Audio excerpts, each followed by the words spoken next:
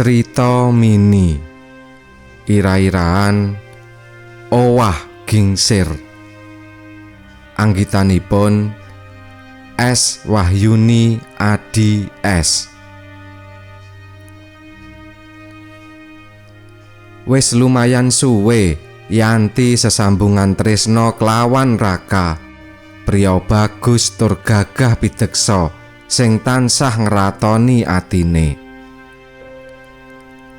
Raka meh lulus kuliahe ing sawenehe kampus kondang. Skripsine wis di ACC dosen pembimbing, mung kari ngenteni sidang skripsi. Dek Yanti, sok minggu dak ajak menyang omahku ya, dak kenalake marang wong tuaku.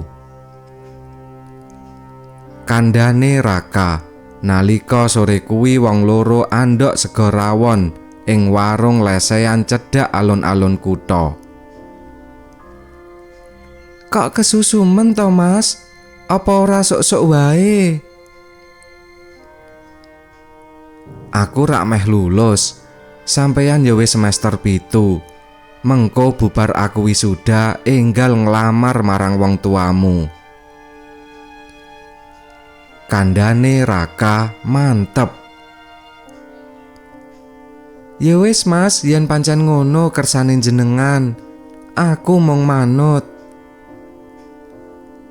Kandhane Yanti banjur nyeruput jeruk anget krasa seger. Dina Minggu jam 10 isuk, Raka mapak Yanti ing omahe. Kenya manis, kalem, tur keibuan kuwi wis samapta. Mula banjur age-age mlebu mobil Toyota Fortuner werna ireng meles duweke Raka. Raka pancen anake wong sugih. Pak Ranu Wijaya, ya bapake Raka, sukses minangka pengusaha mebel ing kuthane. Ayo langsung mlebu wae Dik Yanti. Pangajake Raka sinambi mlebu ruang tamu sing jembar lan endah. Kabeh prabote sarwa luks kaya umume omahe wong sugih. Ma, Pa, niki Yanti calon kula. Raka ngenalake marang mama lan papane sing dina kuwi kabeneran ana omah. Yanti kuwi sapa? Anake sapa? Pitakone Pak Ranu sinambi nglirik Yanti sing lungguh anteng ing kursi. Kowe anake mama lan papa ka? Yen golek calon bojo kuwi kudu ndeleng bibit bebet lan bobot. Aja gawe lingseme kulawarga besar. Mamane rambul. Dek, atine Yanti kaget kaya sinamber bledek krungu ngendikane papa lan mamane Raka. Dheweke rumangsa ora diuwongake babar pisan. Mula banjur ngajak Raka supaya ngeterake mulih. Yanti ora ngucap apa-apa nalika pamitan, mung nyalami wong tuane Raka sakadare wae. Ora ngira yen kaya ngono tumanggape calon maratuwane. Sakdalan-dalan Yanti mung meneng, kagubet pangrasane sing kebak panelongso. Eluwe kumudu ambrol nanging diempet. Dek, aja didadekne ati ya, senajan wong tuaku durung mangestoni. Besok kanthi lumakune wektu, aku yakin yen mama papaku bakal lilih manahe. Dek Yanti dudu wanita sembarangan.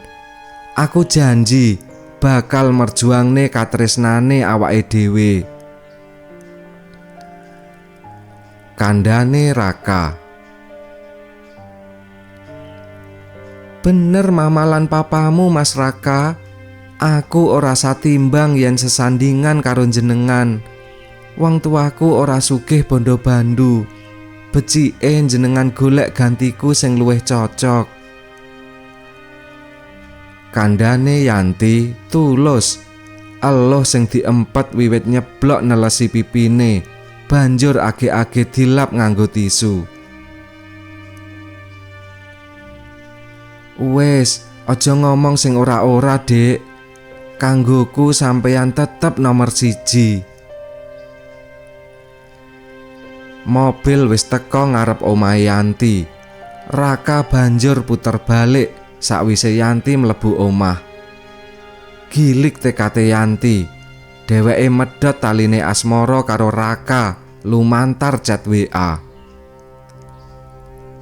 Dina Senin awan, Yanti ibut ngepak barang-barange menyang jero tas gedhe lan sawetara kardus. "Lho, arep menyang endi, Yan?" pitakone Endah, kanca sak kamare.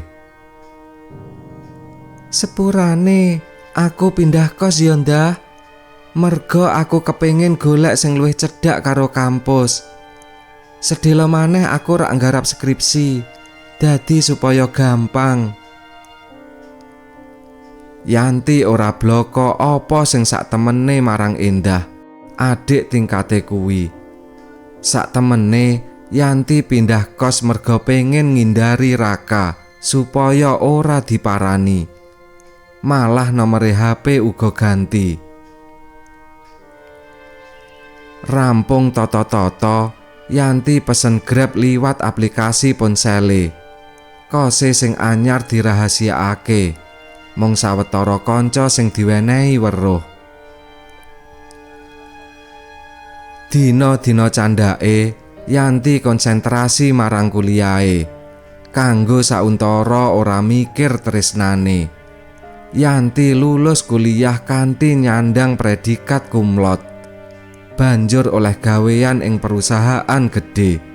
Karire lancar lan terus mundhak. Otomatis gajine uga gedhe. Saiki wis sukses, duwe omah gedhong magrong-magrong, mobil HR-V weton anyar. Yanti uga wis omah-omah karo Wisnu, direktur perusahaan liya sing dadi mitra kerja. Budal lan mulih kerja, Yanti nyetir dhewe mobil Honda HR-V kinclong. Sore kuwi mulih kerja, udane riwes-riwes. Yanti nganggo kacamata riben supaya luwih padhang nyawang dalan. Teka sawijining halte, dheweke ngerem mobile.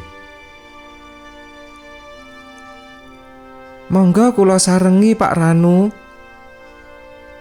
Kandhane Yanti ramah.